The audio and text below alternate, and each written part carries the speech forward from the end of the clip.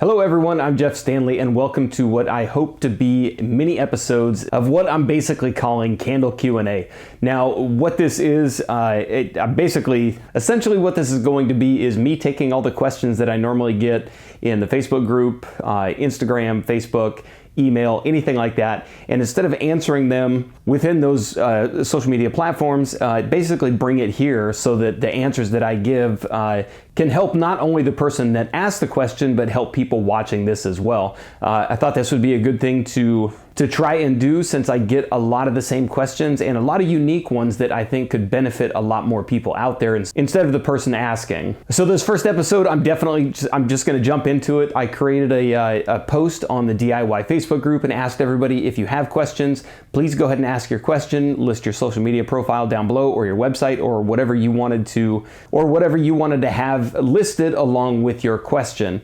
And I got a lot of responses, so we're just going to go ahead and jump into a lot of the ones some of the first ones that jumped out and some of the good ones that I think really stand out, and then we'll just kind of go from there. Okay, so the first one was sent in. I'm going to butcher the name. I apologize in advance, but Susana Verdicia Paz, I hope I said that right. Susana says, I find it very hard to test at home. What wick gives you a better hot throw? Am I crazy? The change can be so subtle. Is there a way to test 3 different wicks and not think you're crazy because they all smell the same? This is a very good question, and something that I kind of briefly mentioned in some of the other videos.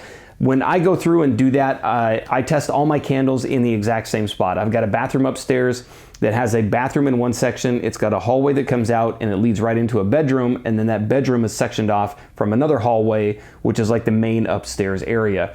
And the reason that I chose this area is it's very sectioned off. So it's a big enough bathroom to where if a candle has kind of a weak hot throw, you can definitely walk up on the candle. You can smell it. If it's got a little bit better of a hot throw, it's going to fill the bathroom. And then of course, depending on how good the hot throw is, I get a real good sense of when I walk upstairs. I can walk through the main area.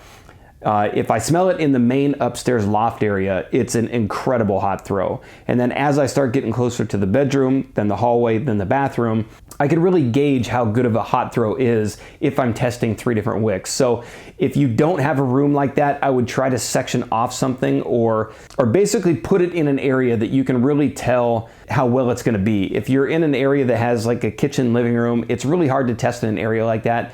Because the air that's in there can kind of circulate around.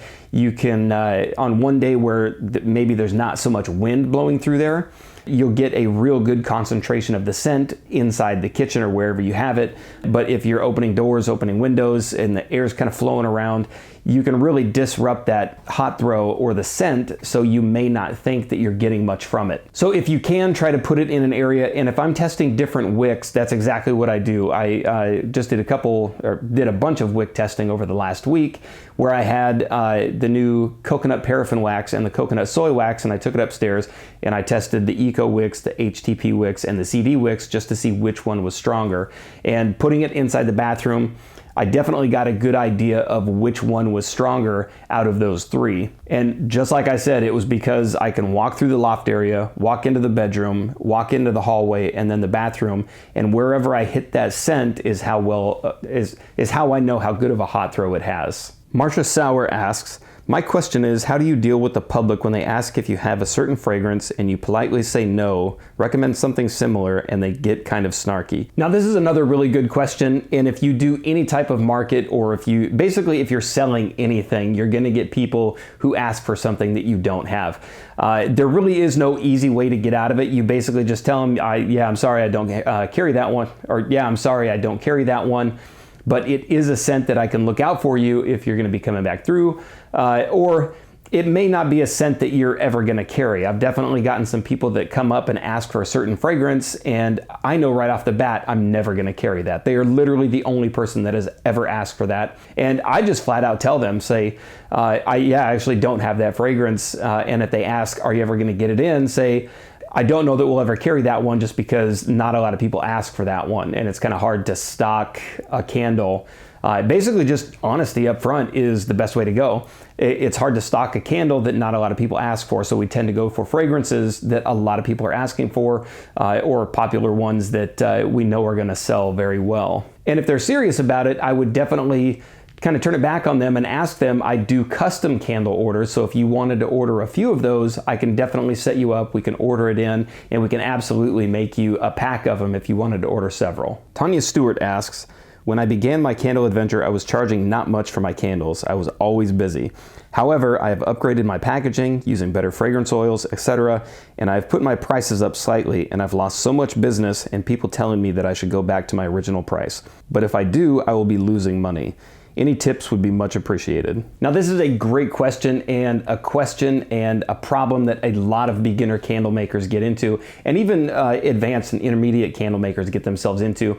And that's jumping into a jar, wax, and everything like that you think you've priced well, or in the beginning you just don't know what to price them at, so you just want to give people a good deal. And what ultimately ends up happening is over time you start making them a little bit more. You start to realize that you're putting a little bit more time in, you're getting better stuff in, you're getting, again, like she said, more packaging, better oils. You start to realize that you're underpriced.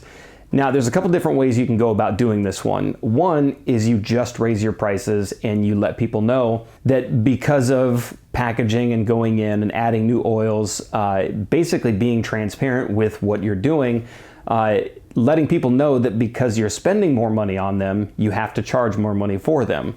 Now, of course, you're going to lose customers doing that. No matter what you do, you're going to lose people doing it that way. Somebody gets used to paying $10 for a candle, you bump it up to $15, they're going to say no way. You're going to have certain people that will just see the difference and not understand the quality that comes along with that, and you're just going to lose them. So for those kind of people, I would definitely say, see ya, we'll catch you next time.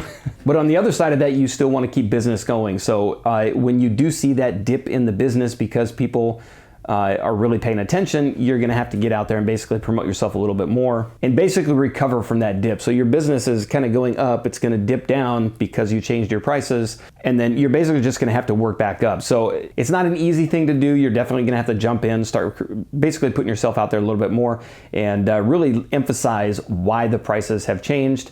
And then of course, after a while, once people are used to the price changes, you remove all that stuff and that's just your new price. Now, I've talked about this. There's another way to go about doing this as well, and I've talked about it in another video, and that's basically to phase out one set of candles while you bring in a new one. This is definitely a little bit more of a slick way to do it. And basically what I did with one of my candles was I had one of my candles priced a little too low, and I knew I needed to bring it back up. So basically what I did is I went and got, and not everybody can do this, is I went and got a different jar and basically created like kind of a whole new candle and basically launched that one at the price it should have been. And then once I brought that one out, I phased out the old one. So basically I was now selling just that new style of candle. And then of course I give that one some time. You can give it 3, 4, 6, 8 months, whatever you want to do.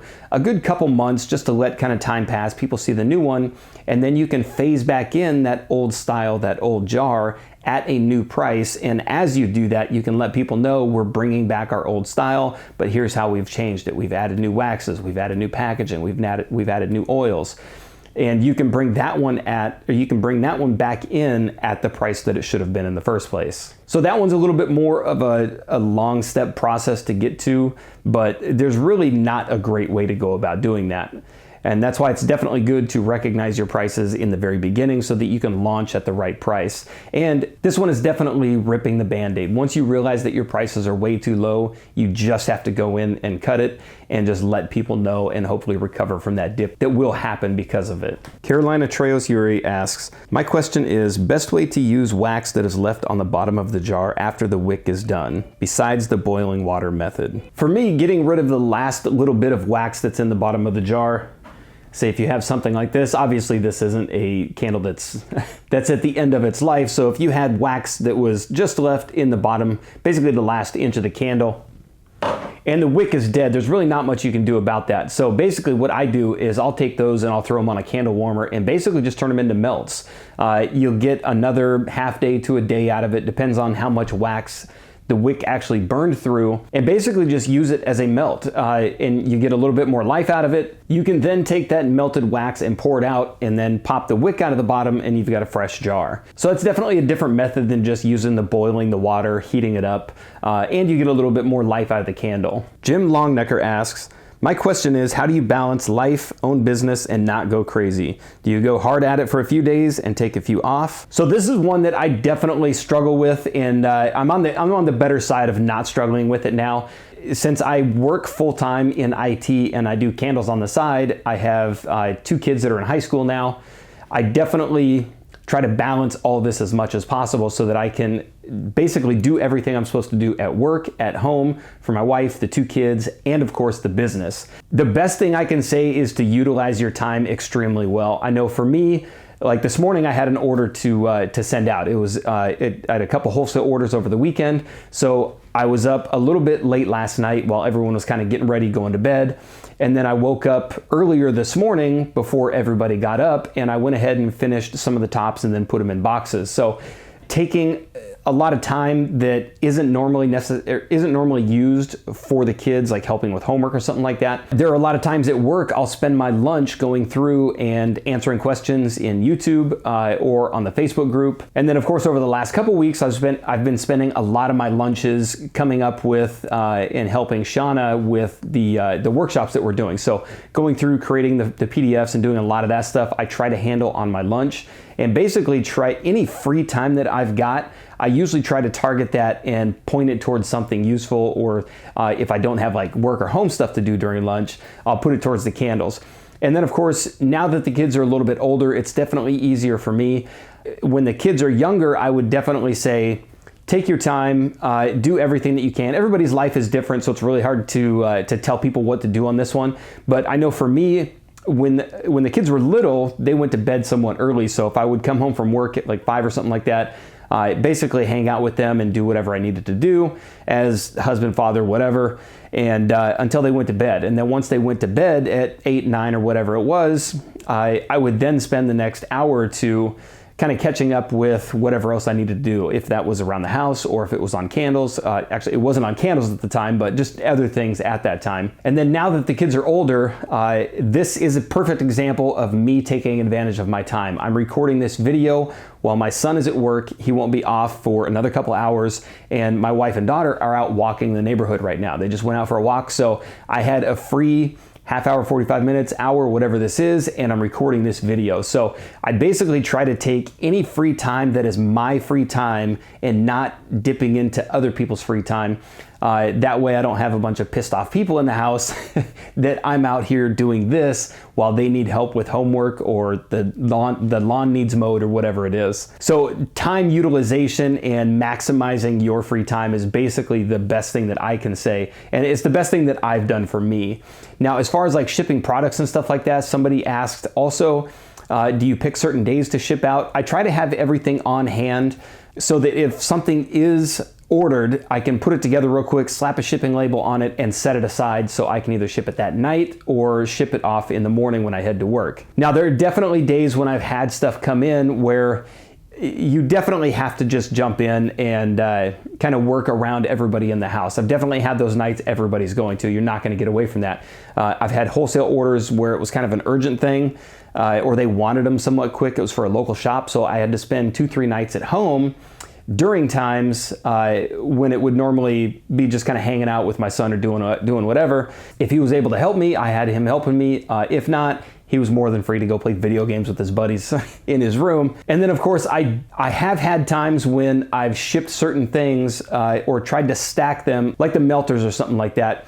I try to keep those on hand, but I've definitely had some where it was made to order, so I had to run out and get the things, and then I tried to ship 2 or 3 of them on certain days. I definitely don't try to do that as much as possible because it tends to push some of the shipping times out, which is definitely not good. So I would say if you can, ship the day of or the next day, or at least within 1 to 2 days. That's usually expected for most businesses. Most businesses will ship within 1 to 2 days.